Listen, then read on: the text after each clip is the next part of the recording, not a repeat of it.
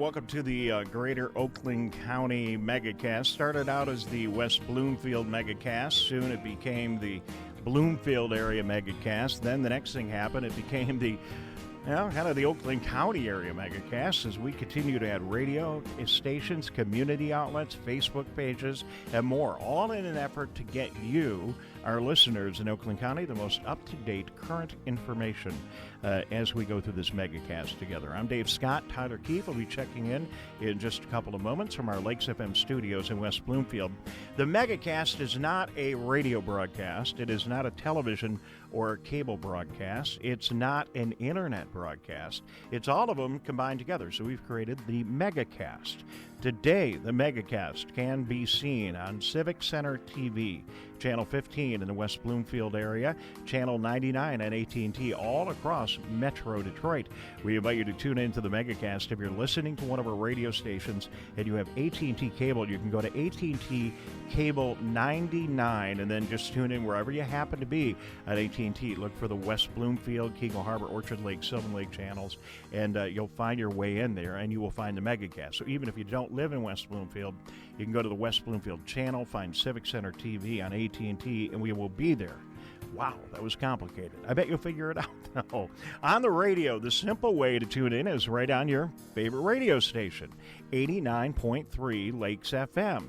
In the West Bloomfield, Keagle Harbor, Commerce, Walled Lake area, 88.1 WBFH, The Biff in Bloomfield, Birmingham, and does really well up through the Pontiac area. And we are delighted to have joining us as well, WAHS 89.5, Avondale Community Radio.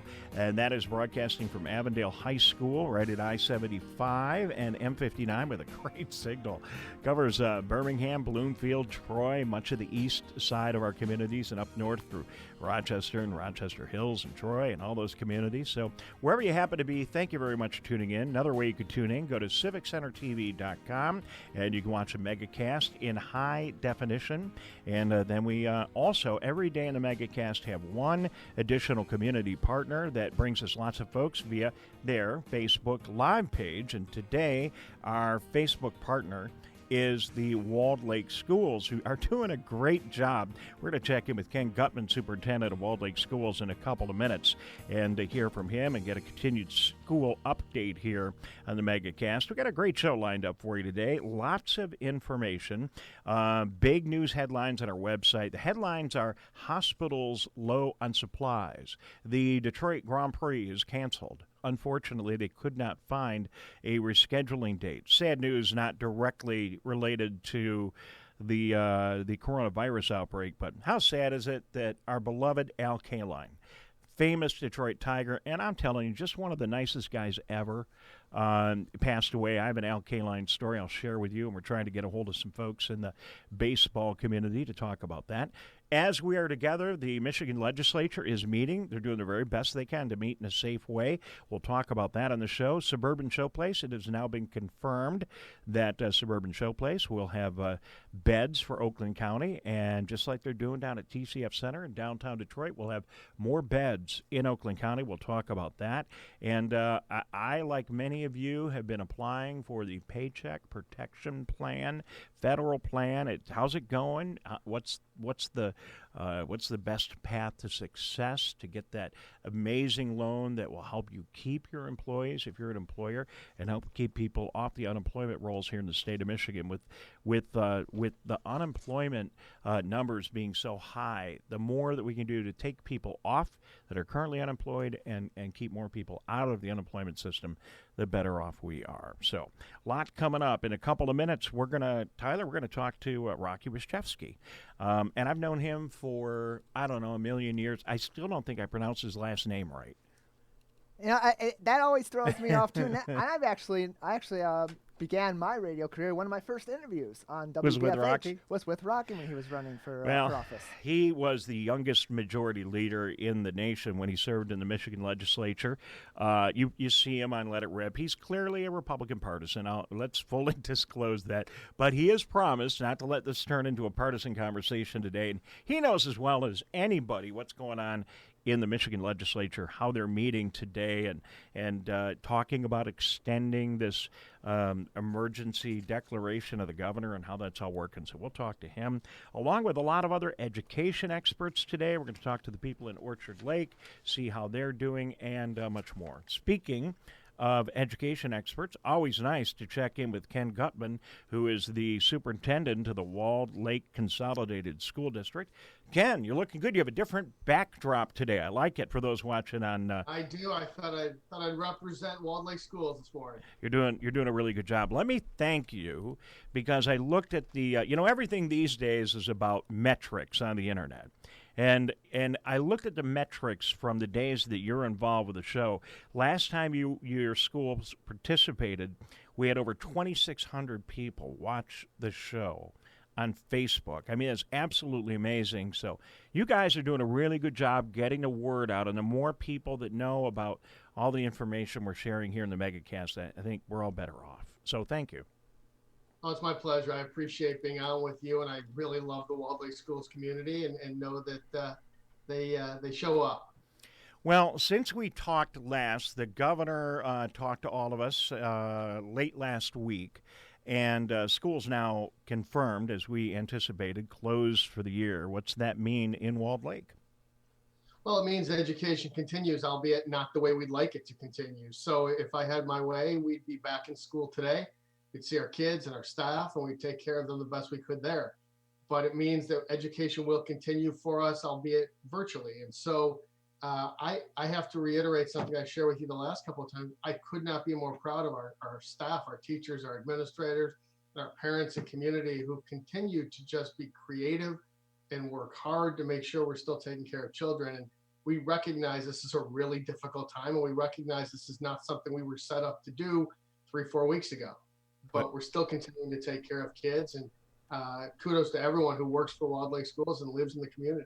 Well, you're doing a good job. Your staff's doing a good job. The teachers are doing a good job. And I know the community is all coming together. And it's a recurring theme with every superintendent we've had the pleasure of talking to, West Bloomfield, Bloomfield Hills, the Avondale School District. And today we're going to check in with the Troy School District later on in the show. And it's a big responsibility that I think you guys are all standing up well.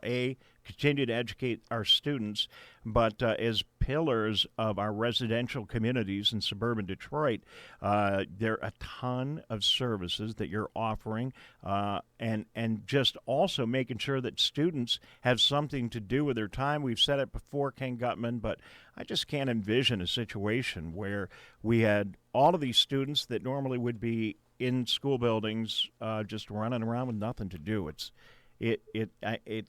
a challenging thought. Yeah, we're giving them a lot to do, but certainly it's a challenge at home, and it's a challenge for our parents who have jobs as well, and those who are struggling who don't have jobs and formerly had jobs.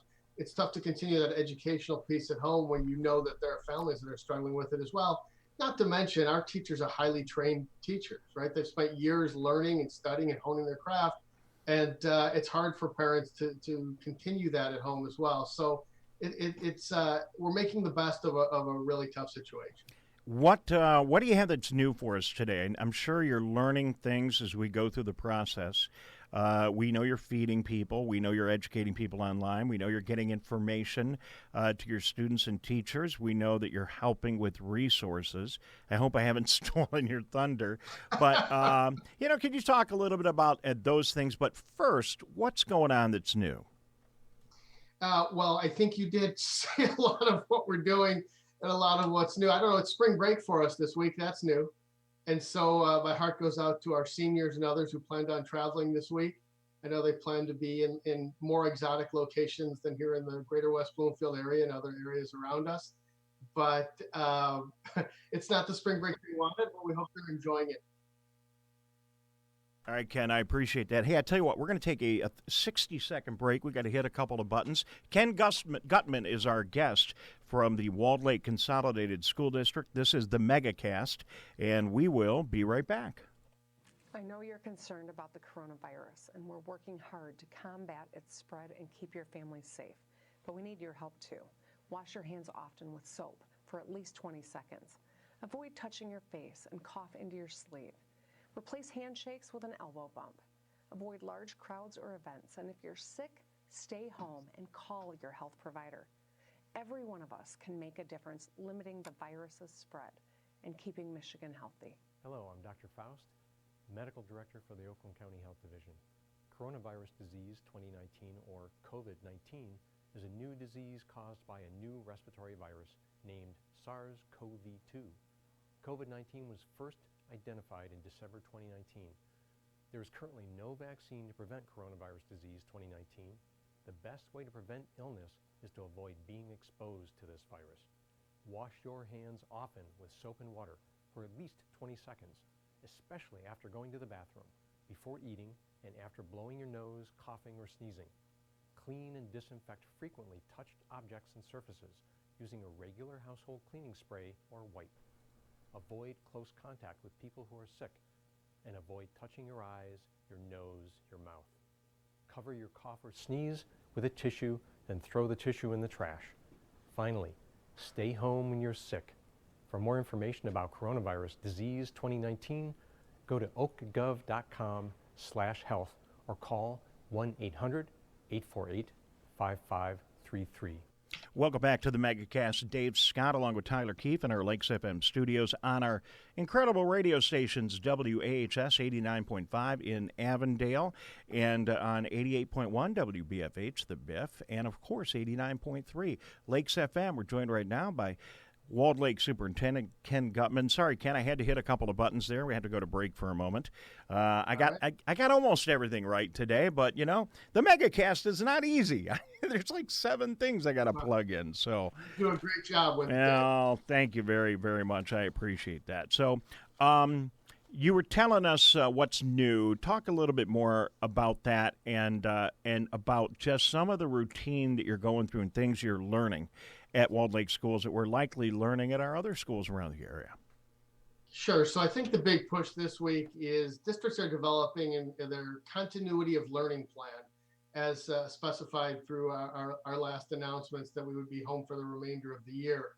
And so we're determining what the best way is to move forward to make sure that instruction continues while not penalizing those who don't have access to technology, although we find there are fewer and fewer these days. But those who don't have access to technology or those who are not able to complete their assignments for other reasons, we want to make sure we're able to take care of them as well. So districts are working on their continuity of learning plan. Those are due to our local intermediate school district by the end of the month. We hope to have ours completed pretty soon. And when we get back from spring break, it'll be, I guess, business as the new usual. We'll continue to teach our kids. We'll continue to make sure they're learning and growing. Continue to reach out to our families and assess what their needs are and take care of them as well. And maybe there's an additional learning experience for students, you know, just brainstorming here a little bit. You know, this is an incredible real world learning experience for students too, dealing with a crisis, dealing with some last minute changes in their life, not freaking out when their whole life gets turned upside down and coming up with it. And then, you know, I think it's also an excellent opportunity to talk to the young people about volunteering and helping and giving back. What do you think about that? I agree, as long as they can do it safely. And certainly it's a good time to talk to them about it, to set them up for success later for volunteering. Not sure how much we want children out right now. No, but I can tell you that it's... I get that. No, I get that. I mean, I'm not encouraging anybody to, like, you know, jump on their bicycle and go down to their neighborhood hospital. I'm not encouraging that. But go ahead. But there are real life lessons here, aren't there? I mean, you look at some of the what's going around our children. This is something we didn't experience in our lifetimes, and so how we can help them learn and grow through this experience will be really important for us. Ken Gutman from the Walled Lake Consolidated School District, the superintendent. Are you superintendents getting everything you need from the state, from the county, from the federal government, or is there still more strategy going on to help our schools? Yeah, we're getting a lot. I think the governor's office has been great with us. I've spoken with our national leaders as well. We've had a chance to speak with our Dr. Wanda Cook-Robinson, our ISD superintendent, who's been a fantastic support. And as Oakland County superintendents, we talk quite a bit. We're meeting several times a week these days virtually. So we're getting what we need. My biggest concern going forward is what happens with state funding next year in a down economy. And certainly maybe you could ask Rocky that going forward. I see he may be up next.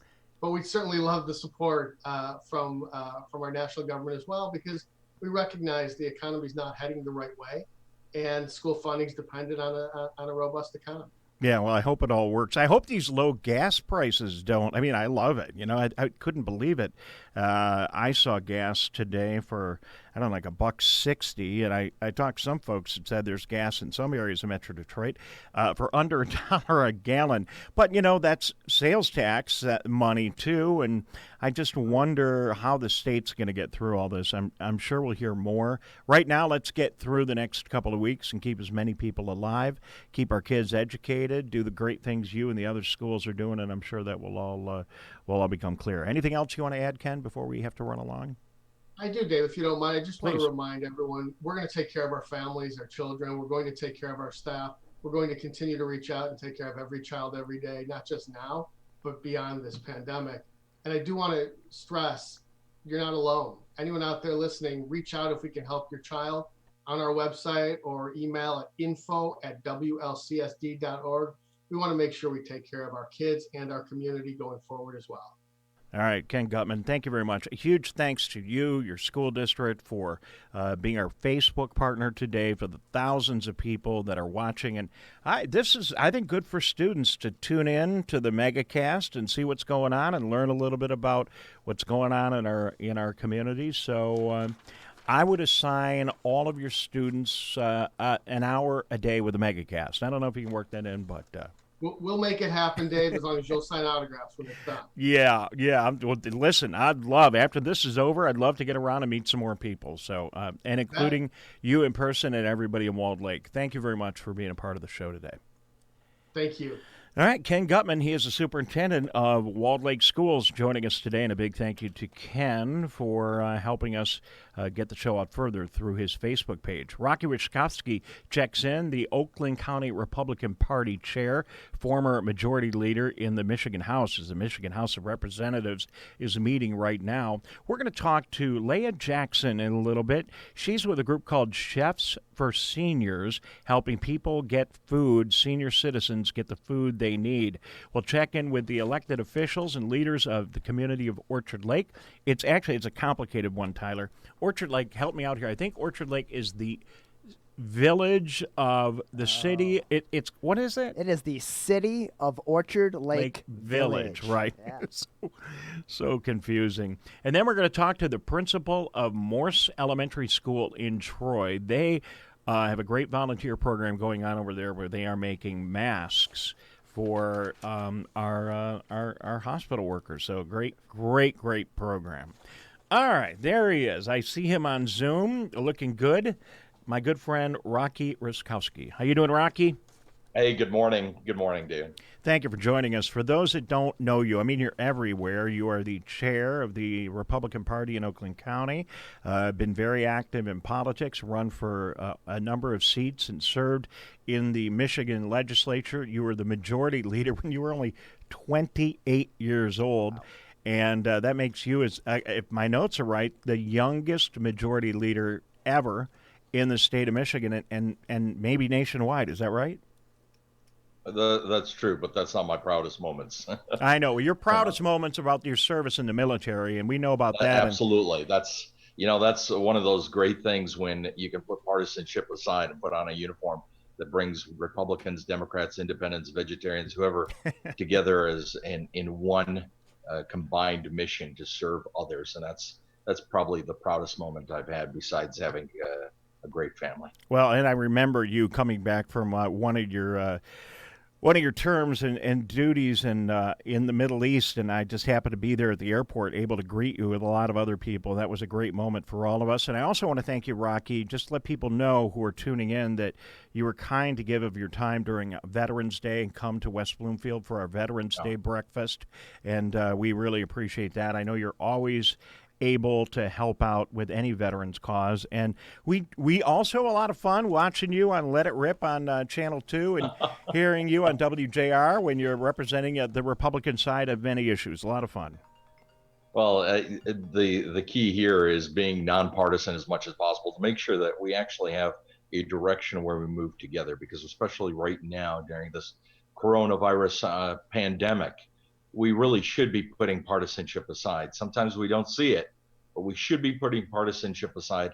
And no matter what happened in the past, we should be working to fix those things in the future and working to help each other out. Well, maybe this will be a good turning point, because it's to no one's fault. I mean, we could sit here and blame people all day about why we are in such a partisan environment right now, because we are. But maybe this will help motivate people and see that working together is the only way we're going to get through tough times. And maybe if there's any good to this, it's the fact that these times are so tough, we have no choice but to work together. I would believe that if it were left up to the people. But if you leave it up to the money and the power and the political prowess of D.C. and other areas, the partisanship is there for a specific purpose, to win that power and to have that power over the gavel, over the ability to make laws. So I wish I was a little bit more optimistic about it. One day maybe we'll see a third party, or we'll see more people join the Republican Party.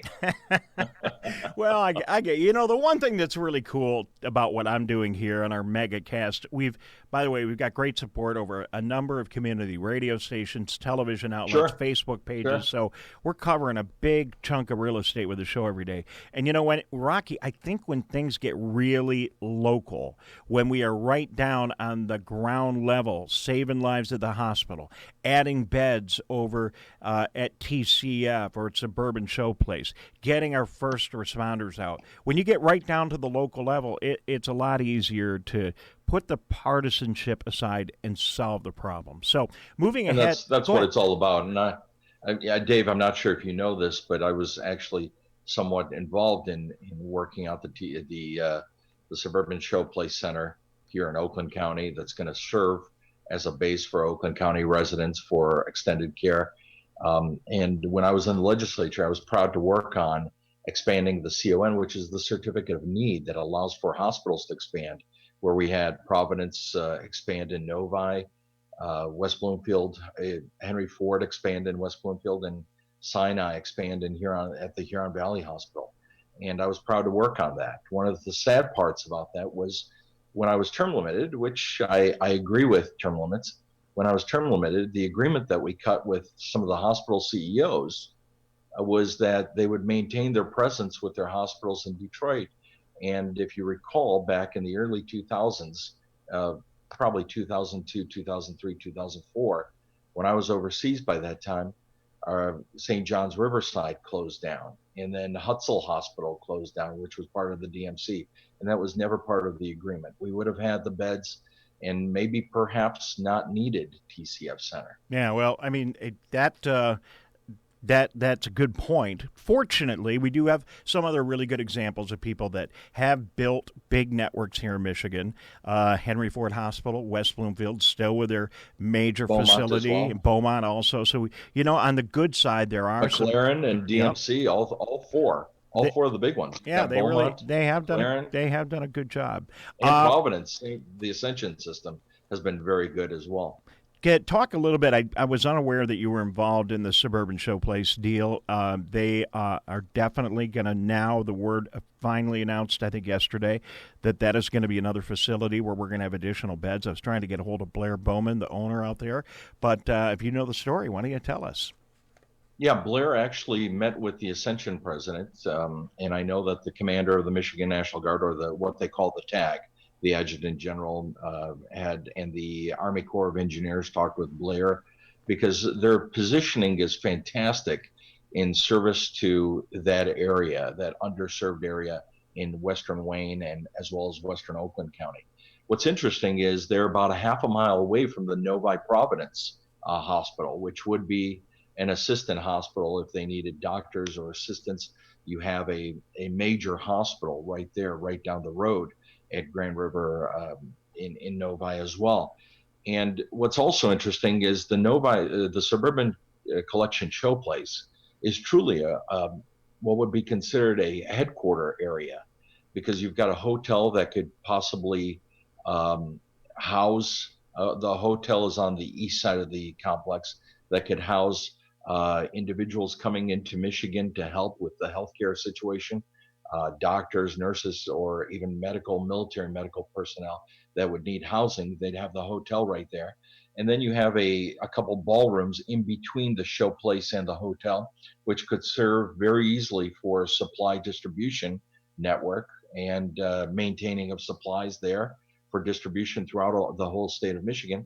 And then on the west side is the actual showplace. As you know, they've got large ceilings, large open spaces, and that showplace is perfectly set up for just an operation where the Army Corps of Engineers did a site survey and they believed that it was appropriate. Well, and then, of course, like I mentioned at the beginning, you're just down the street from Providence Novi, and Providence Novi, being half a mile down the street, served as a great hub for medical assistance in the Oakland County area. Well, it's really going to be a great service to Oakland County. It's a perfect facility, and from a business standpoint, it's good. I mean, I work in the event business, and it's totally shut down. So they have the capacity there, and kudos to Blair Bowman for making his facility available. And Blair has done a lot for the community. Not only has he worked in business, but he's done so much for the community, for the entire Novi and southwestern Oakland County region. He's truly a great asset for Oakland County. Well, no kidding. I mean, he's built that facility, and didn't use public funds to the extent that I'm aware of. And it's a great facility. It gives us a COBO-like, TCF-like venue out in Oakland County. So kudos to him. It's hopefully going to work out great. And before we hand out too many accolades, we've got to do it also for the Army Corps. I mean, unbelievable. And the National Guard, moving resources. The National around. Guard, the Army Corps of Engineers. We should be thanking everyone. When I go to the grocery store with my mask on and my glasses, I even thank every single worker in those grocery stores for being there, resupplying the shelves, the Army Corps of Engineers, the Army National Guard, the National Guard as a whole, actually, in Michigan, and all of our healthcare professionals, from nurse assistants, from the janitorial staff to the doctors and the ER doctors. They're doing an incredible yeoman's work. Rocky Raczkowski is joining us on the line now via Zoom from, I believe, his home in Troy, and we thank him for joining us. He's the chair of the Oakland County Republican Party and connected to so many other things. We appreciate his thoughts today here on the Megacast. I'm Dave Scott. Tyler Keefe, hard at work in our studio, and we thank you for tuning in on WAHS 89.5, Avondale Community Radio, the Biff in the Bloomfield area, Lakes FM in the West Bloomfield area, our community television stations, and on Civic Center TV. The reason I called you, Rocky, is that I want to talk about what's going on in Lansing. What a crazy day. I mean, did you ever think that we would have the Michigan legislature convening and having to walk people in one by one, two by two, and try to do it in this environment where we have to keep our physical distancing? And it's got to be a complicated day up there. It is complicated, but they have to do this. They have to have a presence. The Senate and the House will be appearing today. And like you said, they're keeping their social distances. And I've spoken to a couple of reps and senators about this and confirmed that they will be going in 5 at a time, keeping their social distances to check in. And then the legislature actually will keep a couple reps and a couple senators on the floor, but they've asked all of them to leave and be in their vehicles or ready to leave if they need to. And they were going to pass a couple resolutions by voice vote.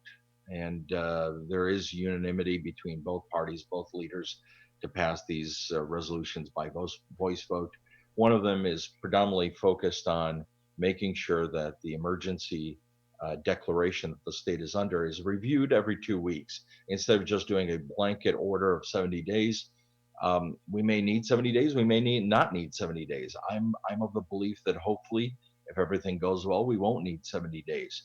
And that it should be reviewed every 2 weeks by the legislature. Can the legislature do that effectively, Rocky, given how difficult it is to meet? Oh, absolutely. They're doing it today, as a matter of fact. As I've mentioned, I've spoken to 2 representatives and 2 senators. 2 of the individuals that I've spoken to represent a lot of the regions where you broadcast in. And they specifically said that they've received specific time blocks where they show up, they go in, and they keep their social distances. They check in, and then they leave and go to a safer spot or to their vehicle, and they either listen into the session or wait if they need to be called or go back home. You know, constitutionally, it makes sense. It makes sense constitutionally. Oh, it's a requirement. Well, it is, and it's required in the law that the governor cannot make an emergency declaration and have it go beyond a certain amount of time, which we're getting close to, without a sign-off from the legislature. It makes constitutional sense. I think the governor would like the legislature just to give her as much time as she needs and at her own discretion, and the legislature wants to impose themselves in on the issue, and no reason to get in a big fight over it. Just make it work so the people in the state have what they need, and I assume that's what's going on up in Lansing today. We'll see media reports later on in the day and find out exactly how they voted. That's exactly what's going on, and hopefully it won't turn into a political show of power, but there are checks and balances between the legislative and the executive branch, and I think the governor's done her responsibility. She carried out her responsibility of putting out the executive order. I wish some of the executive orders would be a little bit more clear, and I wish that there wouldn't be such a turn neighbor against neighbor situation as was created by the Attorney General. But that's what the legislature is there for, to do those checks and balances and to make sure that things are done properly. You know, there's always going to be difference of opinion. So that's cool. We get it. And it doesn't have to get ugly. I like one of the things that you're involved in on a regular basis on WJR. I just want to congratulate you. When you and Debbie Dingle go at each other on the radio, I know you do it on Channel 2 and Let It Rip as well. I think that's good. You know, then you guys have very different opinions. You and Debbie have very different opinions, but I get the sense, A, from knowing you, and B, from watching it, that you know, neither of you take any of that personally. No, and quite frankly, Debbie and I are friends. We can differ politically and still like each other as individuals. I care for her, checked in on her. By the way, the radio show has now moved. It's no longer on WJR. It just happened this last Sunday morning, on Palm Sunday. It's now on the fan radio, DFN, WDFN, on I think it's 11:30 a.m. It is. At 9 a.m. in the morning now on Sundays, and Warren Pierce still does it. But we had a good show this last weekend, and Warren tried to make it a little bit more political, and we both basically brought him back into realizing that this is not a Democratic fight or a Republican fight. This is a fight where we all have to come together. We all have to be smart, and we all have to do our proper social distancing, and do what's required of us to make sure that we don't infect others. And we also need to keep an eye on our government, that we don't just write a blank check to our government and expect them to take care of us. It's not going to happen that way. We as citizens in this democracy have an important role to play, and that role is to have our representatives do our checks and balances for us, and for us to have our voices heard. Rocky, well said. And, you know, I can't think of a time in my lifetime, you know, where you and I are both post-World War II, maybe a little bit around 9/11, but 9/11 impacted the psyche of the country, but it did not. I'm more much 9/11. You're more post-World War II. Yeah, I get it. But even during 9/11, Rocky, it didn't impact us all directly like this does. It impacts every single one of us. Speak for yourself. Well, I'm just saying, I know, because you were in service, and I get that. But I'm just saying that this thing impacts every citizen in every state, whether they serve in the military, whether they're in government or not. It gets so much deeper into every citizen, and it's a great opportunity for all of us to show our citizenship by doing the things that the government is asking us. And it also is, as you said, important that government acts responsibly. And I think we come out of this where it's going to be a very heroic time for each and every one of us here in our country, and we're going to come out strong. Well, this is Civil War CV, World War CV, where the entire world is trying to fight this. What is it? The president said 182 countries are fighting the coronavirus war, so to speak. But I will share one thing that I was really proud of citizens because when the governor put out an executive order banning the use of hydroxychloroquine and the Z-Pak combinations and prescriptions of it, and her press people put out an incorrect statement. People peacefully revolted. They wrote letters to the editor. They contacted their representatives, their senators, and very quickly the governor's office corrected that and made sure that it was an anti-hoarding executive order, not an executive order. Yeah, I think that thing got so politicized. That drug has been so politicized. But let's give the governor the benefit of the doubt and say she didn't want people that absolutely needed that drug not to be able to get it. And let's hope that every doctor and every person. That is one thing that I came out, David. That is one thing that I came out and said, that the executive order needs to be corrected, but I don't believe that the governor was banning that drug. And that's where that's what we really need to be doing, is making sure that our government is there still working for us, and that no one individual, no senator, no representative, no governor, no Democrat or Republican has extreme powers during this time. Rocky, thank you so much. I applaud you. We got through that whole interview, and you are the chair of the Oakland County Republican Party without any partisan talk at all. I appreciate that. Thank you for your opinions. And I appreciate it as well for you having me on. And if people want more information, they can always jump on oaklandgop.org. All right. Rocky, thank you very much. Thanks for all that you have done for us, and thank you for joining us today on the Megacast. Rocky Raczkowski joining us here on the radio and on TV. We're going to take a break. We'll be back in a minute. I think we're going to lighten this up a little bit. We're going to talk to Leah Jackson, Chefs for Seniors. Now, this is beautiful. This is what the show is all about, getting to people who are on the front line of helping their neighbors. Leah joins us next on the Megacast. We'll be right back. I know you're concerned about the coronavirus, and we're working hard to combat its spread and keep your family safe. But we need your help too. Wash your hands often with soap for at least 20 seconds. Avoid touching your face and cough into your sleeve.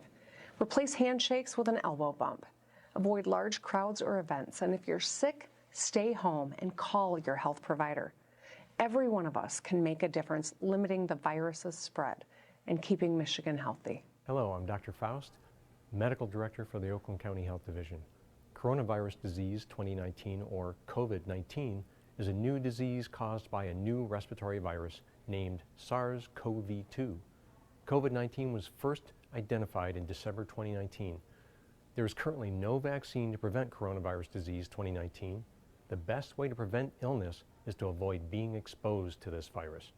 Wash your hands often with soap and water for at least 20 seconds, especially after going to the bathroom, before eating, and after blowing your nose, coughing, or sneezing.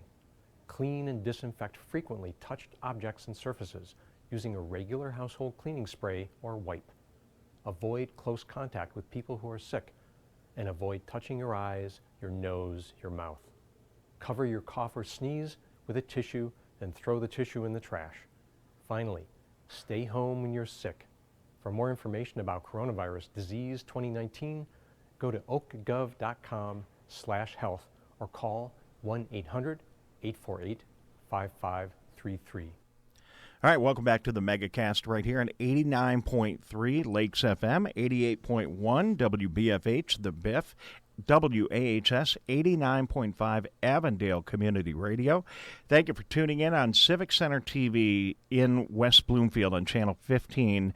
Now, here's a good thing. If you're listening to our broadcast and you want to watch on TV and you don't live in the greater West Bloomfield area and you happen to have AT&T cable, you can go to AT&T Channel 99. You'll get a menu of communities and then go into Civic Center TV West Bloomfield, and you can bring up our channel and watch there. Although it's easier and better to watch right in line at civiccentertv.com, and we hope that you will do that. And I want to thank, of course, the Walled Lake Consolidated School District today for including us on their Facebook page. We appreciate it. We're going to talk to Mark Hoffman, the mayor of Orchard Lake, and I believe Mark and or Jerry McCallum, find out how things are going in Orchard Lake. This has got to be really difficult for a very small community to manage all this. We'll find out more from him. Stephanie Zendler, principal at Moarse Elementary School in Troy, joins us to talk about a program program they have where they are helping out area hospitals by making masks.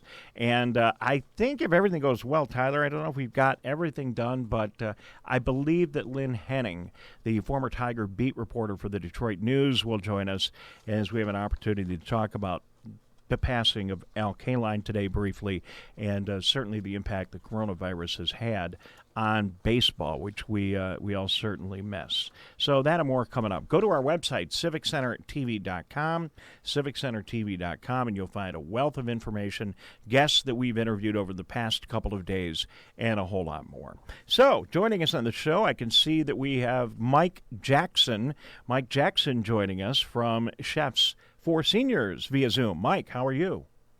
I'm doing great today. How are you today? I'm fantastic. So what is Chefs for Seniors? Well, we are an in-home meal preparation. We primarily service senior citizens, but we also service anyone else in need of assistance with meals. And what we do, we develop a menu with our customers. We go grocery shopping the day of the service. Then we come to their homes under normal circumstances and prepare a week's worth of meals in about 2 hours. With the COVID-19 outbreak, we've not been able to go into homes. So we have rented a commercial kitchen in Southfield, and we are delivering meals. Still the same customized menus and the same level of service, just no contact delivery. You know, and that is such an amazing thing you're doing. I can't help but smile when I think about all the good you're doing. I see you smiling, too. And I tell you, Mike, that is great. I mean, seniors in a normal situation can really use that help. And I imagine you're helping a lot of seniors be able to stay in the homes that they want to stay in and not have to go to an assisted living center because the meal preparation can be a big thing. You go in and you generally, in normal circumstances, help them have their meals for a whole week. That is beautiful. And I imagine you get a chance to interact with the folks, too. And that's a large part of the service. We have developed very nice relationships with our customers. So it's not just the food, and they're getting fresh, healthy food, but it's also we're there for a couple of hours. So we're catching up on, what are the grandkids doing? How are you doing? So that's a huge part of the service. It's good for them, and it's learning and great opportunity for us as well. Mike Jackson joining us. The organization is called Chefs for Seniors. You say the kitchen you're working in now is in Oakland County. How big of an area do you serve, and where are you seeing people? We actually go quite far. We have customers from Livonia to Southfield to West Bloomfield, all the way out into Auburn Hills. And if there are seniors that are listening or family members that want to find out more about you, I'm sure I see you've got a website, chefforseniors.com. Can you accommodate additional people during the coronavirus? Yes, we can. Especially with now that we have the commercial kitchen, it's myself and we have another chef and my wife as well, Leah. So we are able to prepare the meals, package the meals, and deliver the meals to you. It's a beautiful thing that you're doing. I really thank you for taking time to come on the show. It's a big week, too. We've got Passover and Easter, and a lot of folks, these big holidays, they're so closely connected to the meals that we enjoy during the holidays. To not have the food and the food that people want and enjoy would make it even harder to be disconnected from the people we love. It is. And one of the great things we've seen over the last week are a lot of our customers are doing virtual meals with their families. So for Passover, or Easter Sunday. So we're preparing part of the meals, and another part during this time, what we're doing is delivering groceries. So when we're on our way to deliver meals, we'll call and find out if there's anything else you need from the store. That way we can try and help ensure that our seniors are staying in-house. Well, that's great. I mean, I Tyler and I were talking about this yesterday, and I've got to go grocery shopping today. I pushed it all the way to the end. I even took some cream for my coffee from the studio. Don't tell the boss. So I was able to make it one more day, but it's grocery shopping day, and I'm not really looking forward to it. And some people, I'm out of the house anyway because I'm an essential broadcaster, so not that big of a deal, but it is a big deal for me, and I know for most people, they just don't want to leave their home. And the last place people want to go this week, peak week here, is into a grocery store. So it's a huge service that you're providing for people. Thank you. We hope that we're helping people. Is there anything else, Mike, that you want to share with our viewers and listeners across Oakland County? Just that we're glad to be here. We're glad to be able to service our seniors, help them stay in homes at this time. And we are able to accommodate many more people. So please reach out to us via website, or you can call us at 248-464-6067.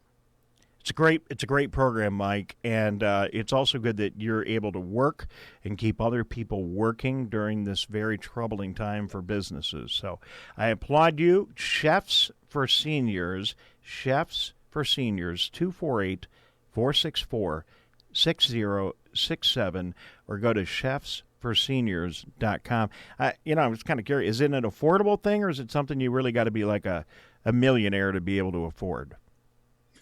It's affordable. We actually get a lot of comments from our customers saying that they're actually saving money by not going to the grocery store because they aren't doing the impulse shopping.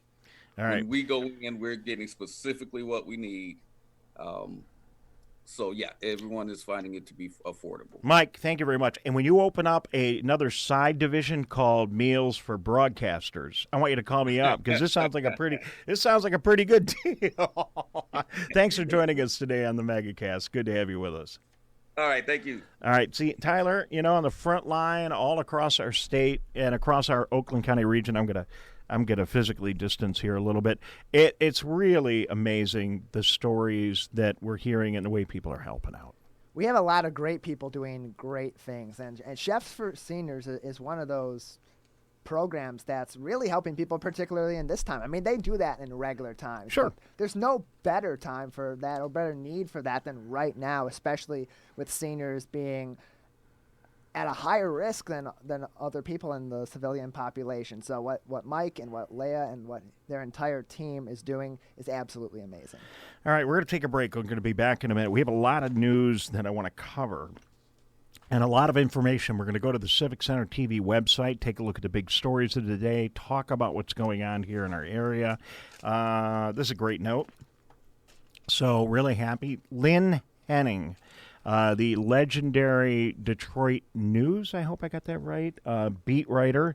I don't think he was Free Press. Think Detroit News. We'll get that credential correct.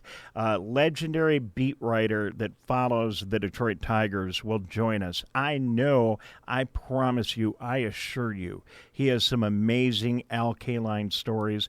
We'll talk to him next hour here in the program, and we're also going to find out just, how's he doing? I'm sure he's having a harder time than any of us dealing with baseball being on the sideline. So, yes, I got it right. Detroit News beat writer, retired, but Detroit News beat writer for the Tigers, Lynn Henning, joining us next hour. We're also going to talk to the folks in Orchard Lake. What is one of our smaller communities? What challenges did they have during this whole coronavirus? We're going to talk to them and see how things are going there. And Stephanie Zendler checks in. She's a principal at Moarse Elementary in Troy. Troy School District has a meals program to help local students get food like many of our other districts. They are feeding folks from across the city of Troy and beyond, and we'll see how that's all going as we continue to check in with our schools around Oakland County. We're going to take a break. We'll be back in a minute. I'm Dave Scott. He is Tyler Keefe. This is the Megacast, and we'll be right back.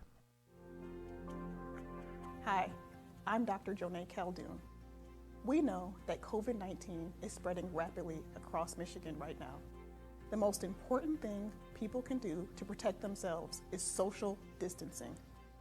That means unless you are a critical infrastructure worker or going out to get food or medicine for your home, you should be staying at home. Stay home, stay safe, save lives.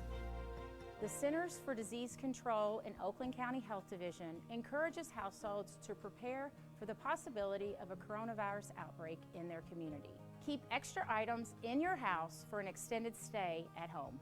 Remember any special food items for babies, the elderly, and pets.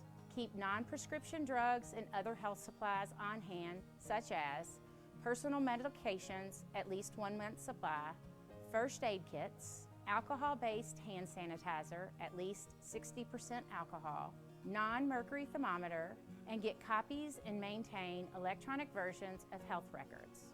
Talk with family members about how they would be cared for if they got sick and what would be needed to care for them in your home. Learn about the plan at your child's school and your workplace. Discuss sick leave policies and/or telework options for workers who become ill. For more information, go to oakgov.com/health or call our Nurse on Call hotline at 1-800-848-5533. All right, welcome back to the Megacast. For those of you watching on TV, I can't, Tyler. I'm trying so hard not to touch my mouth. It's just, it's hard for me. Of all the things that we've been asked to do, that's the hardest one. I don't know why. I'm doing the best. Yeah, it's a tough thing for me too, because I have a lot of. I tend to have to itch on my face more than anything else. So, just in a regular situation, not even with the facial hair. It's just I was going to say, if you would shave, maybe that would be a little. It actually doesn't make much of a difference for me. All right. So, welcome to the Megacast. Thank you for tuning in. 89.3 Lakes FM, 88.1 WBFH, the Biff, WAHS, 89.5 Avondale Community Radio. Big announcement. I'll get to in a second. Hang in there. Civic Center TV, Channel 15 on Comcast, Channel 99 on AT&T. And if you have AT&T cable, you can go to Channel 99, go to the different communities, and just tune in to West Bloomfield, and you will see our broadcast on Civic Center TV. You don't need to be in West Bloomfield. Now, we talked yesterday to the folks at the Birmingham Bloomfield Community Television, and beginning tomorrow, they're going to join us. So they will be with us live. So we thank you, Birmingham, Bloomfield. Nice. So we'll be on their cable channel starting tomorrow. We'll have more on the show tomorrow. We thank them. Huge thank you to Ken Gutman, Superintendent of Walled Lake Consolidated Schools, for putting us on the Facebook page today. And, you can do your part in addition to staying home, in addition to doing all the things, washing your hands and everything else. I think there's a lot of good information here every day. And if you'd be kind enough to send it out to your friends, let them know that they can go to civiccentertv.com and get all this information. We would greatly appreciate that. So let's take a look at the big headlines of the day. When you go to Civic Center TV, you will click on the coronavirus link, and then this is the information that you will see. And our team is working around the clock to keep this information up to date. So let's see what the headlines are today for the Oakland County area. Rochester Hills-based company producing face shields. There's so many great stories here. Rochester Hills company Prefix is working to provide medical face shields for first responders and healthcare workers. Prefix usually focuses on concept vehicles, design mock-ups and prototypes, but they've retooled and purchased over 6,000 pounds of material. Their goal is to create a face shield with more durability that could last longer in the field. If you're on the website, you could see exactly what they're working on. And when I read the next story, you'll see how vital and important that is. Congratulations to Rochester Hills-based Prefix. If you work there, know somebody that works there, tell them they're doing a great job. Michigan hospitals low on PPE. So that ties right back into the Rochester Hills company trying to solve that problem. See, we're apolitical, working on the front line together to make these things better. Governor Whitmer announced that Henry Ford Hospital in Beaumont will run out of N95 respirator masks by the end of the week. We're keeping an eye on that developing story. Wayne, Macomb, and Oakland counties have comprised 80% of the state's confirmed coronavirus cases. So no big surprise here in our area. We are having a challenge. We'll continue to look at that, and hopefully more help will come in. Now, Troy. We're going to go to Troy for this next story. How cool is this? And this comes to us from one of the local TV stations. Officer Gail Gaska, the Troy Police Department, who are trying to get on the show, hopefully we'll meet Gail tomorrow here in person on the broadcast, has decided to try her hand at helping the local healthcare facilities by making masks. According to Gaska, there's been so many stories about healthcare workers at hospitals that needed masks, so I thought, well, I had some extra materials. I have fabric and elastic, so why not try it out? The Troy police officer is not alone in her endeavors, as individuals and companies in Metro Detroit are taking it upon themselves to try and stem the tide of extremely low PPE. Tyler, PPE translates to? Personal protective equipment. Exactly. So, let me read the sentence. I got lost. Police officers not alone in her endeavors, as individuals and companies in the Metro Detroit area are taking it upon themselves to try and stem the tide of extremely low PPE counts in the healthcare industry. They are doing their part. Gail Gaska, we salute you in Troy. Officer, you're doing a good job, and she's delivered a lot of those masks she's made over to Beaumont. We'll try and get her on the show tomorrow. Just a reminder here on our site, you'll see on the good side, I don't know if you can work this into your schedule and remain compliant with all the rules, but the Michigan State parks, trails, boating facilities remain open in the state of Michigan. Social distancing, or as we like to say, physical distancing, still needs to be maintained.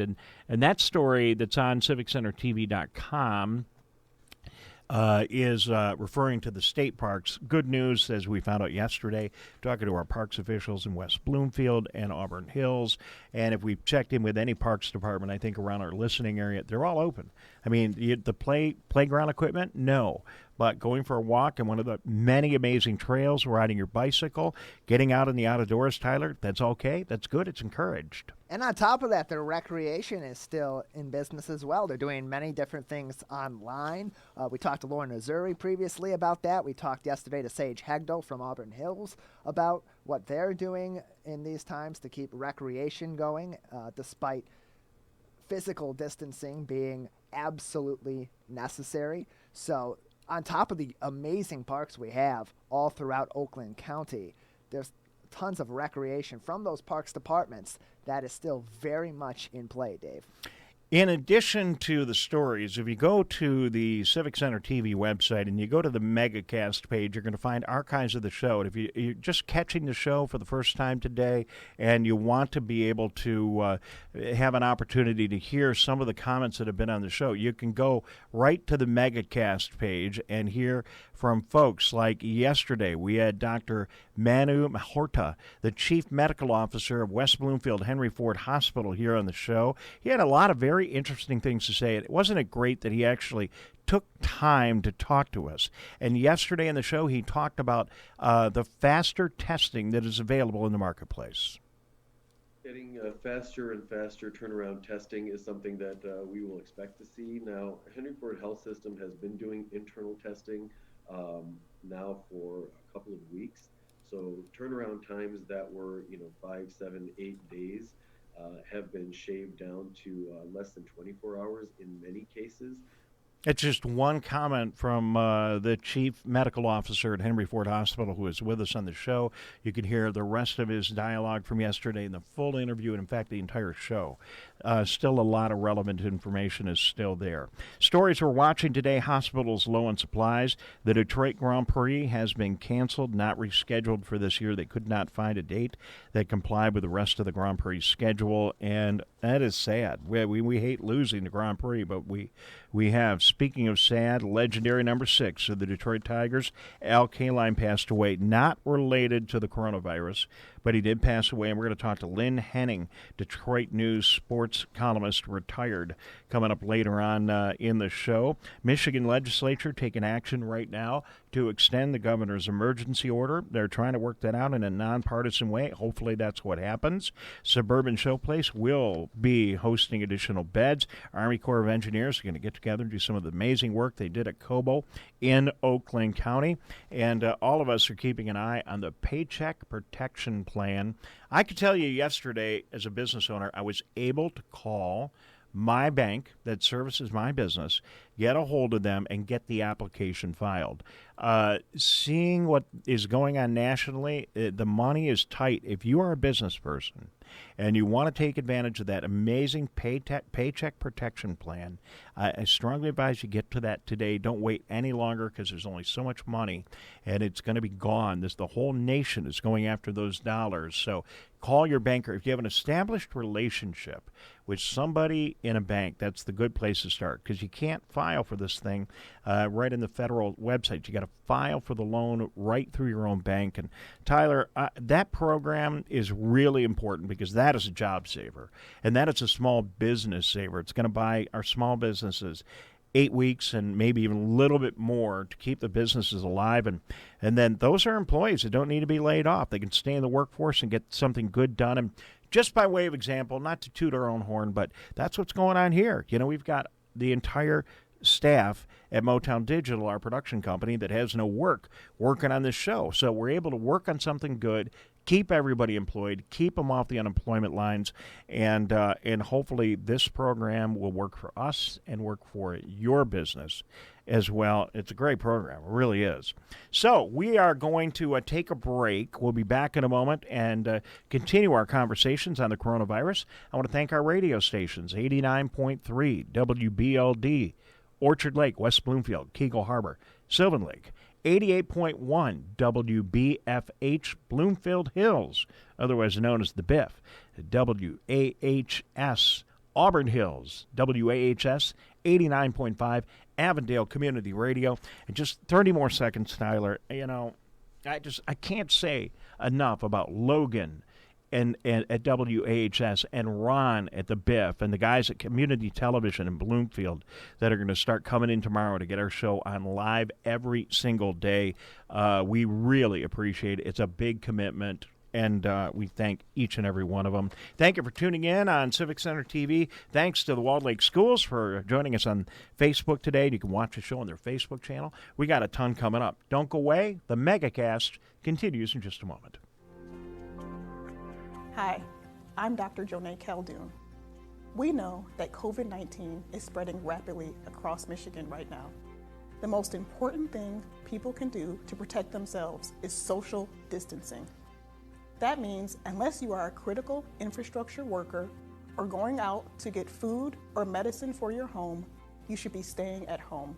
Stay home, stay safe, save lives. Hi, I'm Dr. Jonay Caldoun. I'm the Chief Medical Executive for the Michigan Department of Health and Human Services. The people who are at highest risk of getting severely ill from COVID-19 are the elderly and those with chronic medical conditions. That includes people with heart disease, diabetes, COPD, or those who have compromised immune systems. People who are in those categories should right now be staying at home as much as possible and not going out if it is not essential. If you fit into one of those categories, those are the things you should do. And if you have a family member who fits into one of those categories, you should be checking in on them and making sure they are following those guidelines. There's something everyone can do to protect the community from COVID-19. I know you're concerned about the coronavirus, and we're working hard to combat its spread and keep your family safe. But we need your help too. Wash your hands often with soap for at least 20 seconds. Avoid touching your face and cough into your sleeve. Replace handshakes with an elbow bump. Avoid large crowds or events, and if you're sick, stay home and call your health provider. Every one of us can make a difference limiting the virus's spread and keeping Michigan healthy. Thank you for joining us on the Megacast here on 89.3 Lakes FM, lakesfm.com. WBFH, The Biff in the Bloomfield Hills area, WAHS 89.5 Avondale in the Auburn Hills, Troy, all the east side, and they got a huge signal. We appreciate them being a part of the Megacast. Thanks, Logan Jr. there at Avondale High School for making sure we get on the air every day. We appreciate it. We got to get Logan on the air tomorrow. Let's call Logan and get him on the show with us for a while tomorrow. Excellent future broadcaster. Love to chat with him. And thanks for watching as well. Civic Center TV, Channel 15. If you want to watch on cable and you're not in West Bloomfield and you have AT&T, go to Channel 99. You can tune in West Bloomfield's channels. You'll find us on Civic Center TV, or just go to the web at civiccentertv.com. So this coronavirus is presenting a challenge for businesses, for communities, for first responders, for hospitals, and I think maybe even a little bit more of a challenge for some of the smaller communities that we have in Oakland County. Joining us now, the mayor of Orchard Lake.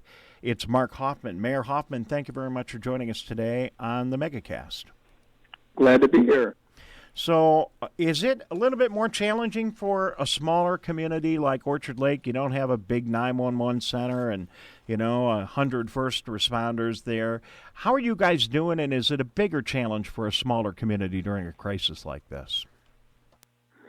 Well, I can only reflect on this community, and I'm not sure it's a bigger challenge for us as it would be for a big community, especially since this community is mostly residential. We don't have a large commercial group.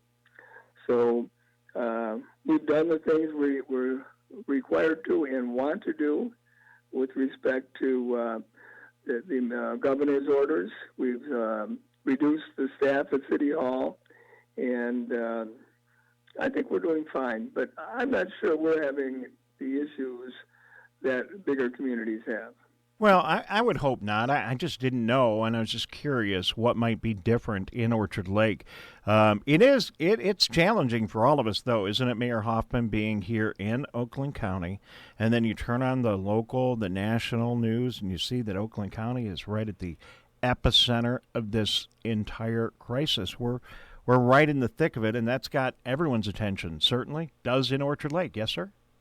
It does, and it just tells everybody that we need to follow the social distancing guidelines and the stay-at-home guidelines that have been given out to us, because that's the only way we're going to get past this.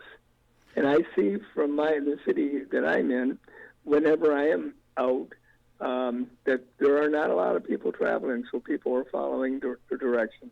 Yeah, Mark Hoffman, mayor in Orchard Lake, I agree with you. I mean, I see the roads, the number of vehicles on the roads being minimal, and we hear from law enforcement that calls are way down in our area. So I think it's good. I think people are doing a good job. Are you getting any questions, unique questions? Is your phone ringing in Orchard Lake from members of the community that just need some direction or are looking for input from the city? The city is not getting a lot of phone calls. People are pretty aware of where to look. It's all over the media, and I'd say things are, I don't want to say quiet, but they're controlled. Well, I think quiet is a good thing. Quiet is exactly what we're trying to get done right now. We're trying to be quiet. We're trying to stay to ourselves. You do have one of the most beautiful nature areas anywhere in Oakland County, right in Orchard Lake. Is it open, and can people go for a walk there? And if it is, would you tell people about it? Yeah, the sanctuary is open, and a lot of people are taking advantage of it. And the nice part is that the trails are narrow, so it's very easy to social distance with it. And probably the biggest issue is the parking lot is small. But it is open, and it's nice to have a spot in the city that nature is right at your doorstep. No, it's absolutely beautiful. I hope you don't mind me telling all of Oakland County about it. We don't want to get a million people coming into Orchard Lake, but it can accommodate it. If it's crowded, don't go. But it's right off Pontiac Trail, north of Orchard Lake Road, and it's a beautiful wooded nature area you can walk through. It feels when you're walking through that facility, which is right off Orchard Lake, by the way, it feels like you are in the woods in northern Michigan. It's absolutely spectacular. Yeah, that's one of its beauties. So, how are you doing, Mark? And how Mayor Mark in Orchard Lake? How you doing? You personally, and the staff, and everyone there at the city of the village of the city of Orchard Lake. It's the city of Orchard Lake Village. I get it. I lost that once in a bet with my wife. I had it wrong about 30 years ago. No, things are going well here. The city's taken the appropriate actions. We've got one person a day at the city. The city hall is closed unless it's an urgent issue that needs to be addressed, and they call and the city will address them. Police department and the DPW are taking care of issues. So things are going well, and we're really fortunate to have the people we have here to get things running right. All right, Mark Hoffman, the mayor of Orchard Lake. Is there anything else you'd like to add today? No, nope. I don't know what else I could add. All right. Well, thank you very much. Please extend our thanks and good wishes to Jerry McCallum and your entire crew in Orchard Lake. Best wishes. I drive through Orchard Lake every day, and it's one of the most beautiful communities in our region, and we thank you for your hard work during these difficult times, and we look forward to getting back to normal. Thank you for joining us. Well, thank you. All right, he is the mayor of the city of Orchard Lake Village. That is a tongue twister. That's one of the most confusing municipality names we have because it is a city and a village at the same time. So, a lot of fun. It's a great trivia question. It's a great Greater West Bloomfield trivia question, Dave. All right, so coming up on the show, before we are gone, we're going to talk to Lynn Henning, and he has been a good friend of mine the last couple of years and is also a legendary sports columnist. He was the beat writer, really more of a beat writer than a columnist. He was the beat writer for the Detroit Tigers for several years. I'm sure he's got some Al Kaline stories we'll hear from him and maybe divert a little bit away from the coronavirus. But we also want to talk about baseball. It's been weird. It's one of the weirdnesses, if I could say that. It's one of the weird things going on, Tyler, and you're trying to figure out what your day, what your weeks, what spring is all about. For me, spring is about the spring holiday season, little time off from school and work, and opening day, and we didn't have any opening day this year. Yeah, and for me, it's a similar thing. It's the holidays, and it's basketball. It's the peak season of basketball. March Madness, of course, is out there. The NBA playoffs are beginning. So it is a weird time without having sports, especially for someone like you and I. I know we're both very big sports fans. But one thing I have enjoyed during this time has been all the replays of classic games that have been. I watched some NBA playoff games from the early 2000s. I watched the Kings and the Timberwolves in Game 7 of the Western Conference quarterfinals from 2004, which was an amazing series. So that's been one great thing, is being able to reconnect with that history. But it is so weird, and I'm itching for some sports. I am too. Maybe we should follow suit and replay some of the exciting West Bloomfield High School football games. Possibly. We broadcast. You mentioned that. I want to move along, but there's a lot of talk right now about will we get these seasons started? Is the NFL going to be able to start? Is baseball really going to be able to start? There's a ton of talk in the media, and I'm sure you've been watching it. Will we get the collegiate football season? If we lose the collegiate football season, that's going to be tough. And for a lot of us who are huge fans of high school sports, I mean, Tyler, we had a great time broadcasting the high school football games last year and are planning on doing it again. And it would be tough. I really hope we can get this thing together and get back to normal. We we all hope, or whatever normal is. Dave Scott, Tyler Keefe, this is the Megacast. Coming up in a couple of minutes, we're going to make our way from Orchard Lake over to Troy. We check in with Stephanie Zendler, the principal at Moarse Elementary School in Troy. We've not yet talked to anyone in the Troy School District and see how they're doing and get an update from them. And I think it's really interesting to talk to a elementary principal and find out what special challenges that they are encountering. A couple of things also on our website you can go to. Take a look at the Carryout Club. I feel bad because we've been so busy doing the business of the show that we've not had time to promote this the way I would have liked to. But the Carryout Club, if you go to civiccentertv.com, is a listing, and a great listing put together by our producer, Jeff, of a zillion restaurants throughout the area. That if we go right there and take a look at the page, a zillion restaurants throughout the area that had carryout going. And Tyler, what's really cool right now is a lot of these restaurants, I know the folks at the Stage Deli are getting ready for Passover meals, and they're putting that together for Passover, which is Wednesday. I now know. Can't believe I forgot that yesterday. And I know a lot of other restaurants are putting meals together for Easter Sunday.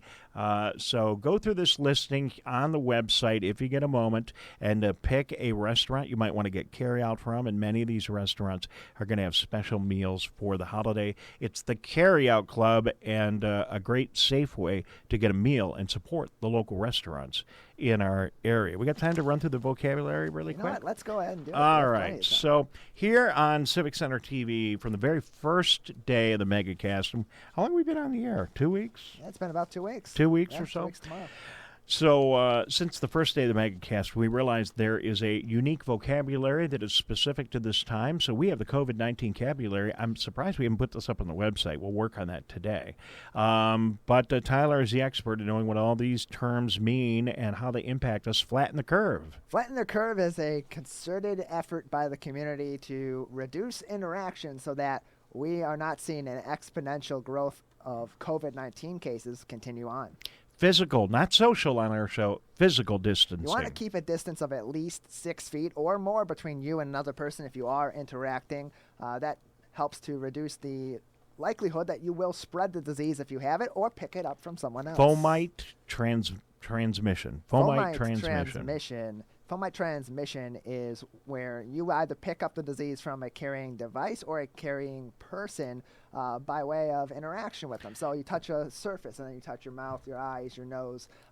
That's why you're being told not to touch your face. Happy birthday song. The happy birthday song is the song that's most commonly being told you need to sing twice over when you are washing your hands to do so effectively. We're hearing that so many people have the coronavirus that have not been tested, yet they are asymptomatic.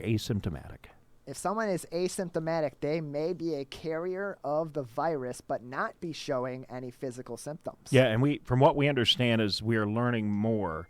There are a ton of people that are asymptomatic, a ton of them. Pandemic. A pandemic is a virus or a disease that has spread worldwide. So if it's a national level, it's an epidemic. But if it is worldwide, it is a pandemic, and the World Health Organization did last month declare the coronavirus outbreak a pandemic. New normal. That is the adjustment we are making in society to create a new status quo as a result of the coronavirus. And this is going on in Detroit at the fairgrounds with the new Abbott very quick 15-minute testing, I understand, and other testing as well. Curbside testing. Curbside testing is an expedited testing process that allows people to be tested very quickly and efficiently, so they can get many people tested in a short period of time, which helps them understand better, the medical community, understand better exactly who has the virus. Abundance of caution. As extra precautions being taken to avoid contracting or spreading COVID-19. The stay-at-home order. That was issued by the governor and is currently being discussed by the legislature, keeping the people of the state of Michigan at home unless they have to go out for essential services for work or to pick up groceries and such. And this has been sometimes PPE. You hear it thrown out all the time. Sometimes you hear PPD thrown out all the time. PPE or PPD? PPE is personal protective equipment. PPD, personal protective devices. This is gloves, N95 masks, face shields, gowns. Of course, though the medical grade, you want to keep those, especially the N95 masks for the medical community, but other devices such as ponchos and regular gloves can also be considered PPE. And finally, Megacast. It's not a broadcast. It's not a simulcast. It is a large-scale show dedicated to providing local news and information to our community during the coronavirus outbreak. And it gets bigger tomorrow, as we're going to be joined live tomorrow by Bloomfield Community Television, seen in Bloomfield, Birmingham, Beverly Hills, Franklin, and more. They'll be picking us up live, and also the archives. I got a text from Dave Alberry, the executive director of the Greater West Bloomfield Cable Communications Commission. Tyler, we've been having so much fun. I had no idea. And this is fun, even though it's work. This is show number 15. Tomorrow is our 3rd week anniversary of the Megacast. Yeah, Thanks, Dave. It flies by so quick. It's been flying by so quick. I just lost track of an entire week, I guess. And I thought we were going to lose some time. At one point, maybe I am symptomatic. At one point, I hope not. He's put away. I feel fine, but you just get close to the edge of some of the symptoms, and you wonder. We're going to take a break here. We're going to talk in just a minute to Stephanie Zendler, principal at Moarse Elementary in Troy. We're also going to check in with Lynn Henning. How nice of Lynn to take some time to be with us here in Oakland County. Lynn Henning, Detroit News beat writer, retired for the Detroit News and the Detroit Tigers. I see him every year at this Detroit Tiger dinner that I participate in, and I gave him a call, and he is delighted to come on the show with us, so we'll talk to him in a couple of minutes. We'll be right back. This is the Megacast on 89.3 Lakes FM, 88.1 WBFH The Biff, WAHS 89.5 Avondale Community Radio, Civic Center TV, CivicCenterTV.com, and a big thanks to the Walled Lake Community Schools for putting us on the Facebook channel. We really appreciate it. We're going to take a break, and we'll be right back. Hello, I'm Dr. Faust, Medical Director for the Oakland County Health Division. Coronavirus disease 2019, or COVID-19, is a new disease caused by a new respiratory virus named SARS-CoV-2.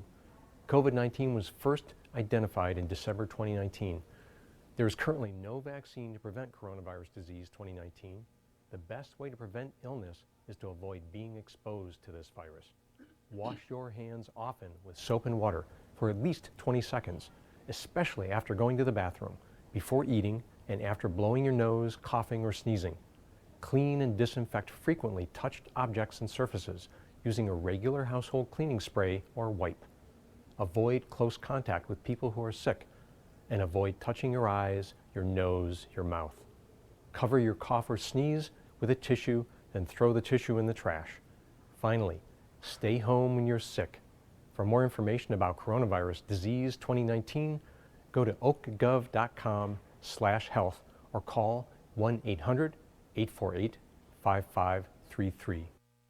Tyler, we need another word in the vocabulary for when you grab the Clorox disinfectant wipes and the whole bundle, as people watching on TV can see right now, the whole bundle of wipes comes out when you're just trying to pull one. Does that ever happen to you, or is it just me? It happens to me all the time. I either pull one, I pull 5, or I pull the entire box. Yeah, and to remind everyone, Tyler, not to flush these things down the toilet. Do not. It's causing a lot of problems with our water systems. And last thing we want to do is have our water systems not serviceable because, I'll tell you what, we had a great guest on earlier in the show, earlier this week, or last week, I believe, talking about how important it is that we have the water resources to keep people healthy. So do keep it clean and make sure that you're doing everything as required and recommended by the Center for Disease Control. If you're not sure what that is, go to CivicCenterTV.com, the coronavirus page, and there are links to the Center for Disease Control, links to virtually every community in our area, and a whole lot more information. Patiently waiting on Zoom from somewhere, I believe, in Troy, is Stephanie Zendler, the principal at Moarse Elementary School. And Stephanie, thank you very much for joining us here on the Megacast. Thanks for inviting me. I'm glad to be here. Well, it's good to have you with us. So we are talking to folks all over the Metro Detroit area. I'm really primarily Oakland County, and we've been doing that for the past couple of weeks. And, you know, the one overriding issue that I've noticed in this is the amazing job that educators are doing to keep connected and to continue to educate our students. I applaud you. What's going on at your school? Is it Moarse Elementary in Troy? Do I have that right? That's correct. Tell us what's going on at Moarse Elementary, and obviously nothing in the building, but how you're communicating with the students. Well, educationally speaking, all of our teachers across the entire Troy School District are reaching out to their kids on a daily basis. They're making sure they have touch points with their entire class every single day. They're making sure they have touch points with individual kids in their class at least once a week. Troy teachers are not do the minimum type of people. Many of our Troy teachers are also reaching out and having individual or group contacts with their kids multiple times a day. Lots of interactive learning happening. Obviously, we've absolutely completely redesigned how we do what we do in the last few weeks so that we can continue to engage our kids and to keep them moving through learning.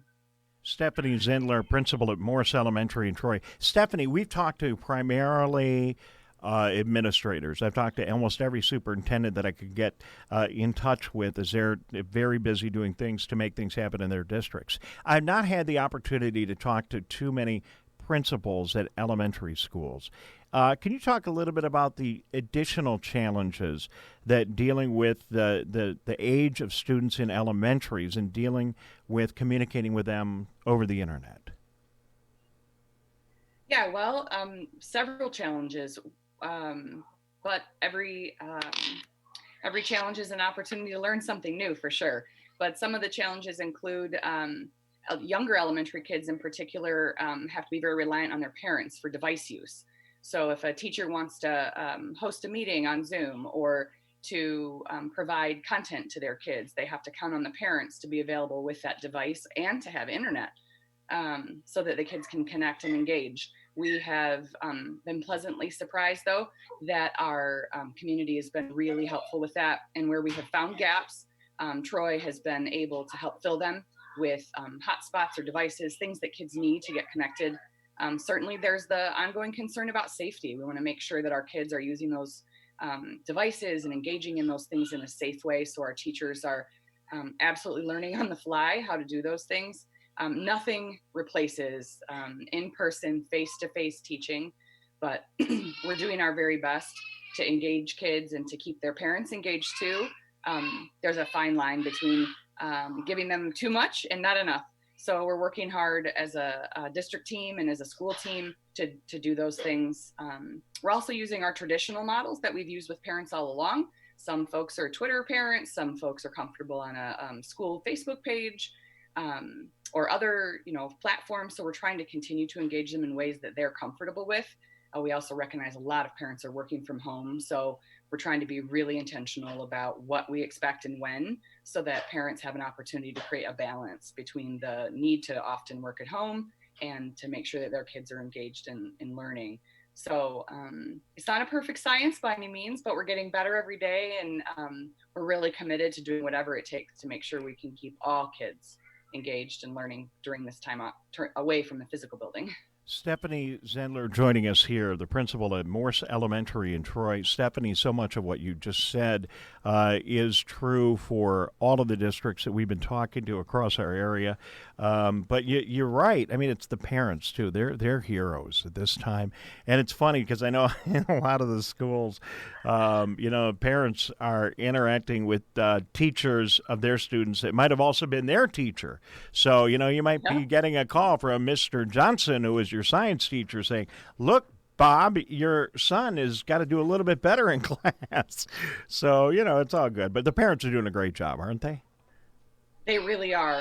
And I'll tell you, as an educator, I have 6 school-aged kids myself, and it is a lot of work to be a homeschooling mom and a working mom. So we're all trying to really step back and balance ourselves and make sure that the things that we're asking parents to do are reasonable and that we're supporting them in their efforts so that they can feel successful too. Because if they don't feel successful, if they feel overwhelmed, it's going to be harder for them to help connect their kids. Stephanie Zendler is joining us. She's a principal at Moarse Elementary in Troy. Stephanie, I know that the superintendents are talking to each other.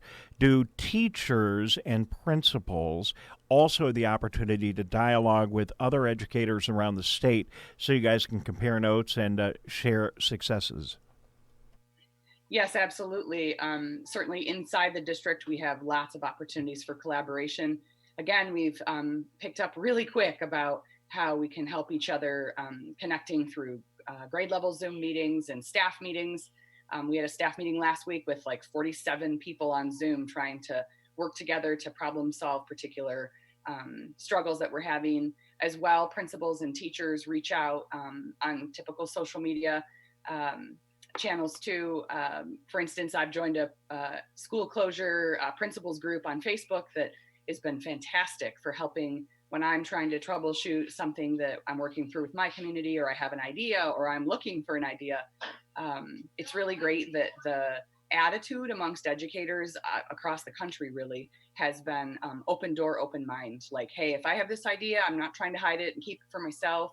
I want to make sure that what helps my school and students can help your school and students too. No, and maybe that's something that comes out that's good out of all of this that we're going through the coronavirus, an opportunity to dialogue more, share more via the internet. We have no choice right now, but hopefully it'll get better. And it's not, we're talking about education right now, but it's not just education. Everything you're saying works in every other environment, social, religious, business.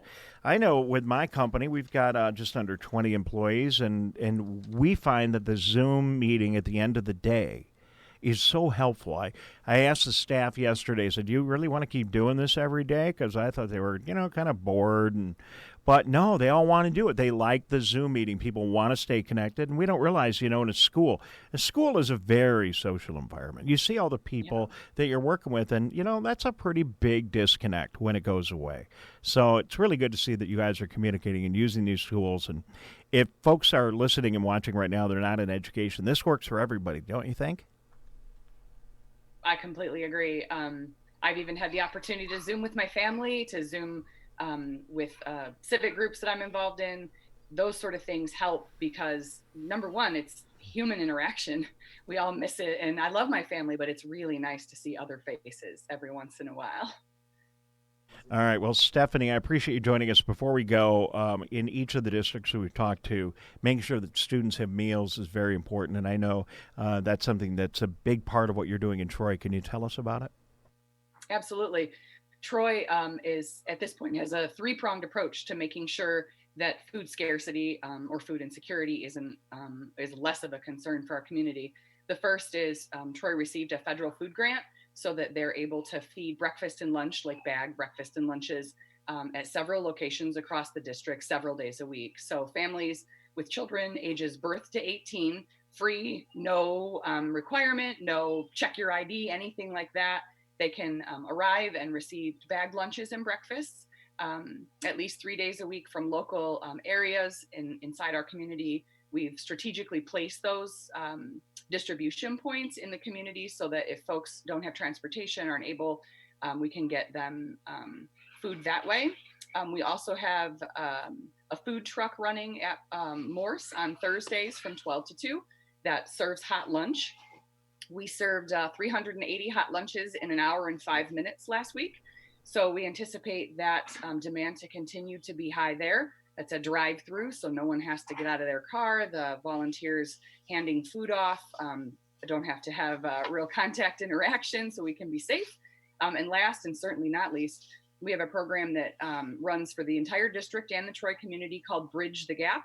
It's a drive-through grocery program that happens every Friday night from 6 to 7:30 p.m. The community, as well as any parent, student in the Troy School District, are invited to drive through the Moarse parent loop and pick up a bag of groceries.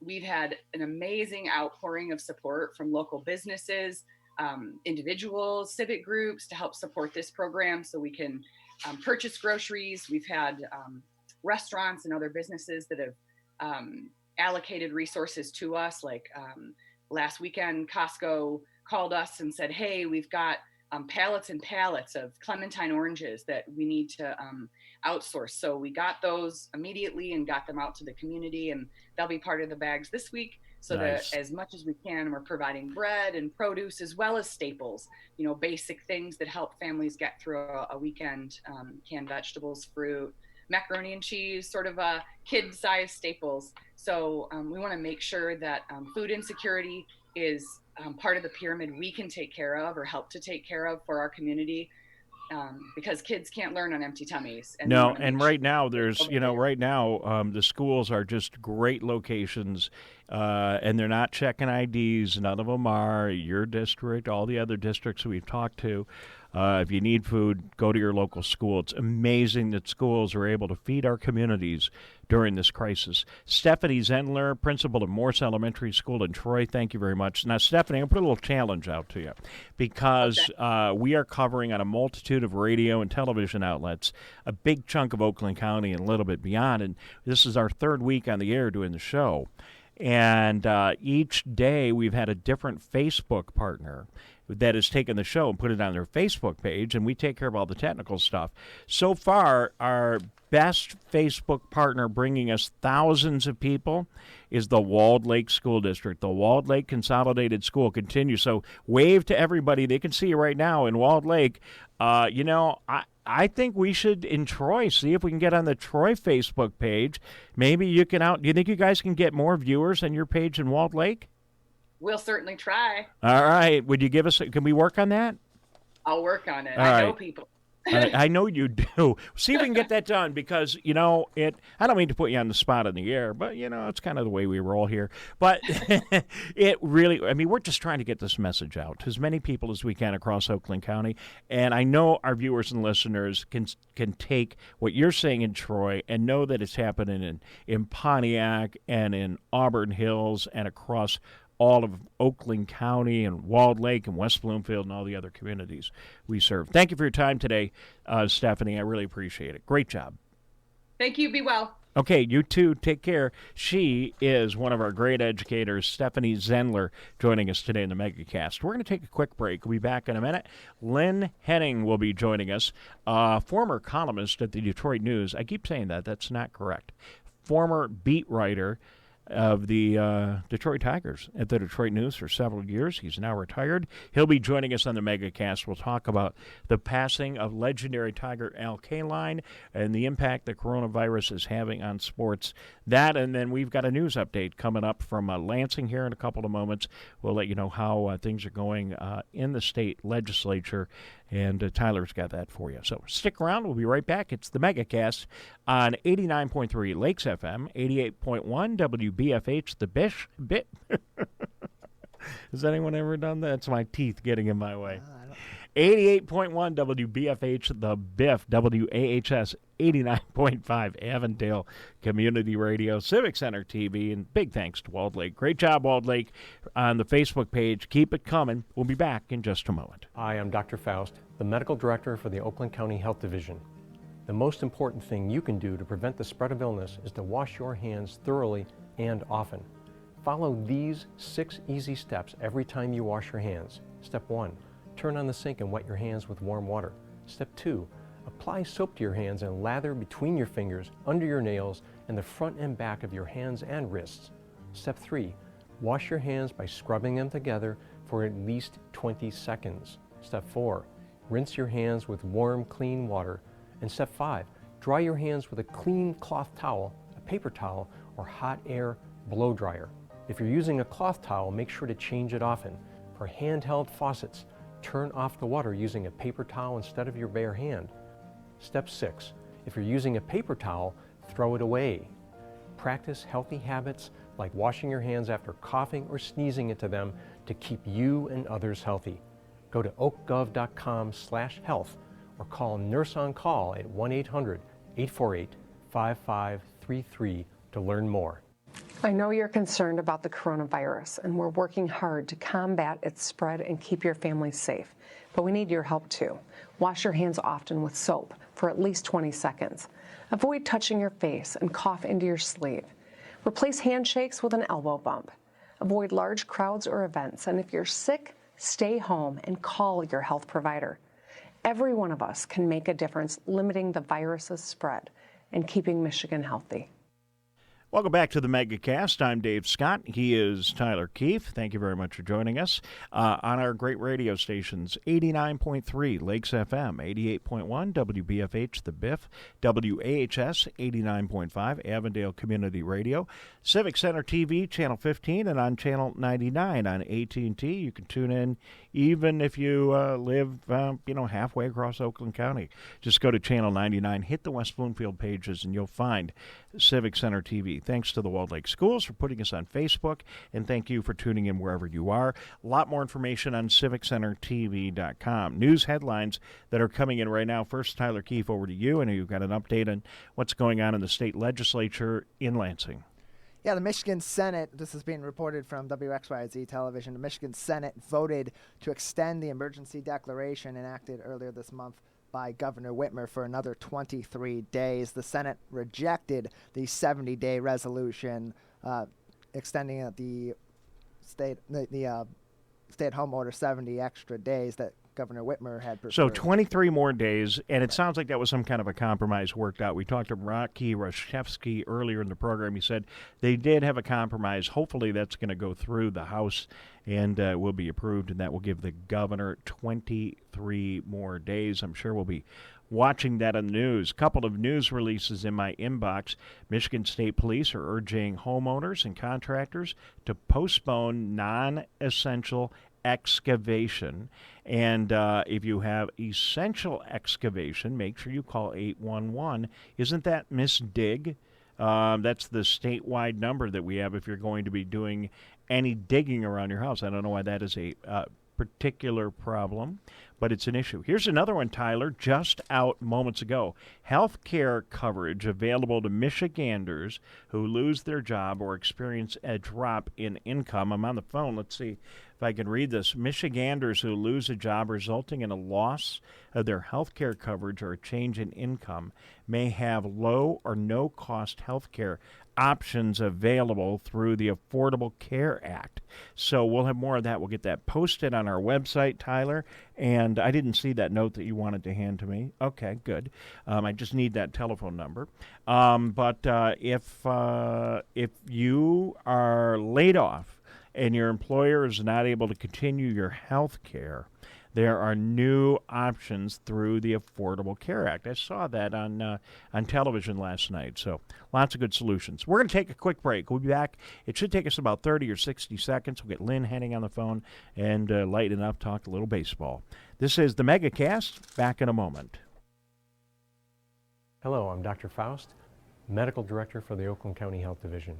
Coronavirus disease 2019, or COVID-19, is a new disease caused by a new respiratory virus named SARS-CoV-2.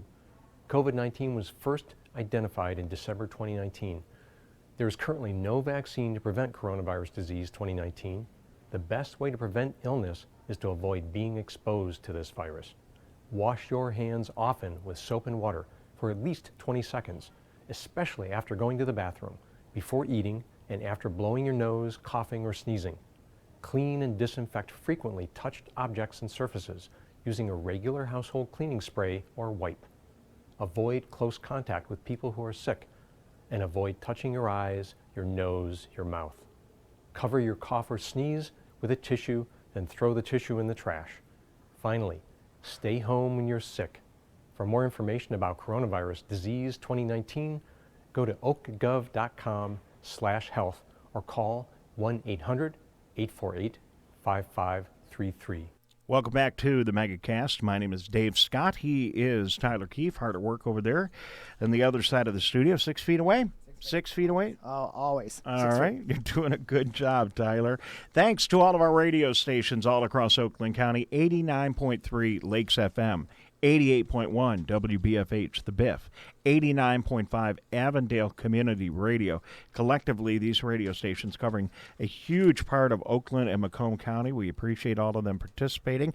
Thank you for watching on Civic Center TV and our other video outlets, including civiccentertv.com. I am so glad that I have a moment or two to chat with this gentleman. He is the retired beat writer for the Detroit Tigers for the Detroit News, and just one of the nicest guys I've met in the last couple of years. Lynn Henning joining us. Hello, sir.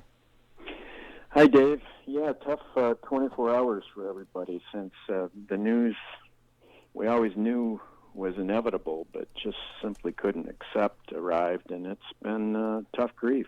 You know, for most of us growing up in my age group, I'm in my early 60s, we grew up watching Al Kaline. We went to the old ballpark at Michigan and Trumbull, and you know, there's nothing better than a hot dog and Al Kaline out there in right field. And can you talk a little bit about Al Kaline's baseball, first of all? Yeah, he was a composite of so many separate skills that he forged into such an elite player. And that is particularly difficult to do in baseball. And I think even with respect to his 3,000 hits, we have to remember that in 1974, when he got that 3,000th, he was only the 12th player in baseball history to have gotten that. And that's by itself an example of, in the first 75 years of the game in America, where he stood. And, of course, the fact that he played all those years, 22 of them all in Detroit, before free agency really had become much of a reality, meant that he was even more Detroit's deity for the ages. And the fact, again, too, that he continued to live in Metro Detroit and really become the presence that he had been as a player, simply in a civilian role, is another reason why people just didn't want to let go of this man who created such an aura. Well, we could talk for the next couple of hours about the many reasons why people loved Al Kaline. Here's a couple, though, from my perspective. I think the outfielders, you know, you are one of the best baseball people I know. You just know and love the game so much. But I think the outfielders develop a special relationship with the fans that are not sitting in the most expensive seats in the ballpark. And they get close to the outfielders. The outfielders seem to interact with those guys in the bleachers out in that part of the ballpark. Is there a special bond between outfielders and the fans that are near them? That's an interesting perspective, and I think it's true. Definitely. That's one of baseball's great secrets and attractions is intimacy. And you forget that sometimes the bleacher creatures, so to speak, have even more intimacy with the outfielders. And in the case of Kaline, you would go as much and buy a ticket to see him play right field as you would watch him at the plate. And that is such a unique tribute to make to an athlete or to a big league player. But that was how exceptionally skilled, really how celestially skilled he was, both in terms of his glove and his arm.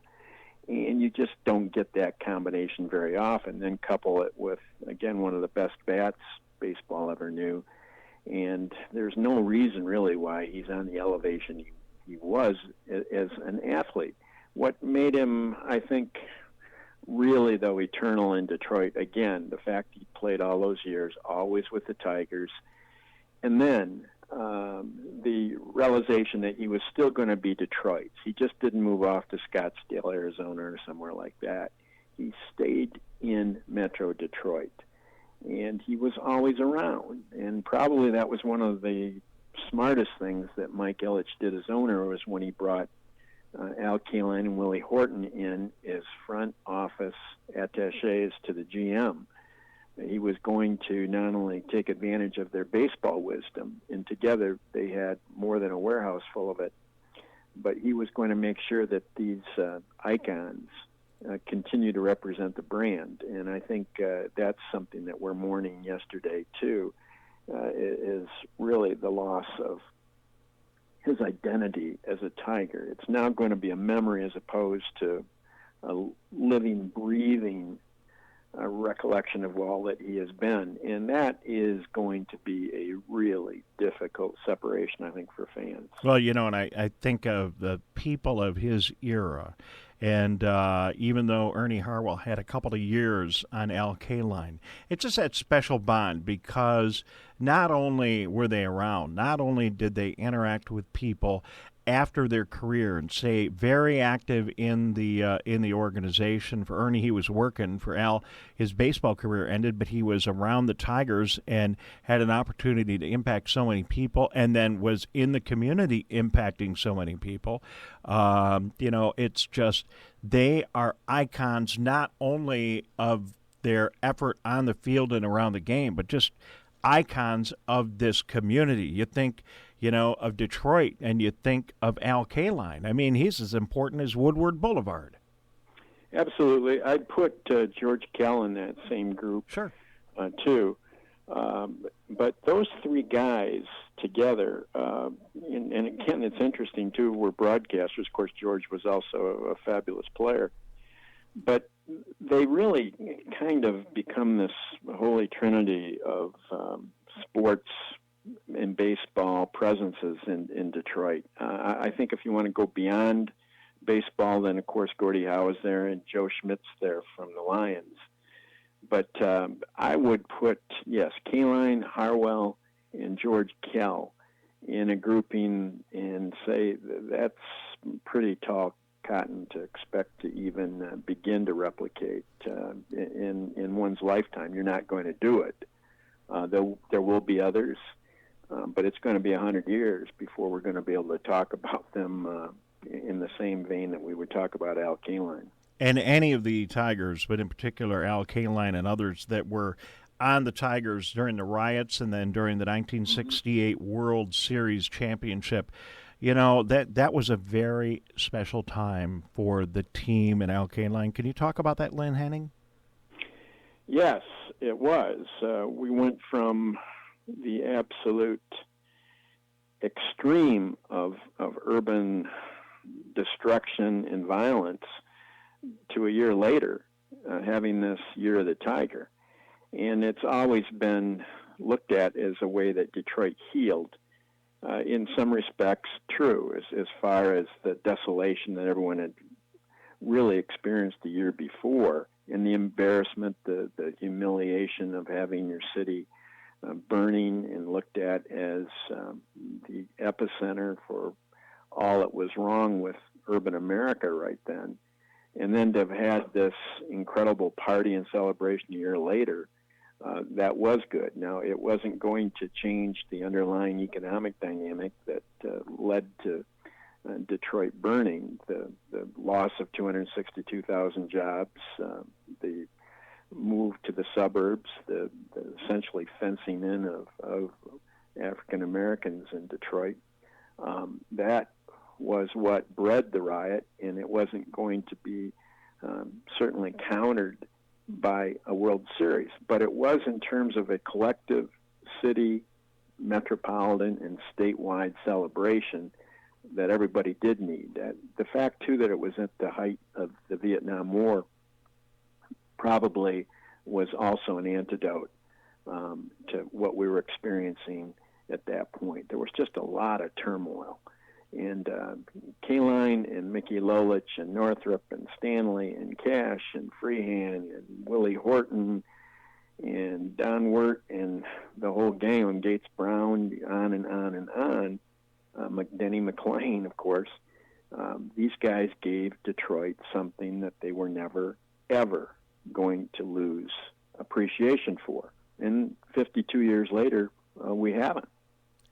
Lynn Henning joining us on the line for just a couple of more minutes. He is retired after an amazing career at the Detroit News, following the Detroit Tigers, and another great treasure we have here in Detroit. I look at the current coronavirus crisis. It's on the same scale, as far as I'm concerned, not to get controversial, as the era that we went through, the riots. Different, but certainly devastating. And for this one, we don't have baseball or any of our sports to lean on right now. But, being hopeless optimistic, Lynn Henning, I'm hoping that baseball comes back soon, and helps us heal. Because I think for America, at least for me, when baseball is back, I'm going to know that everything is okay. What do you think?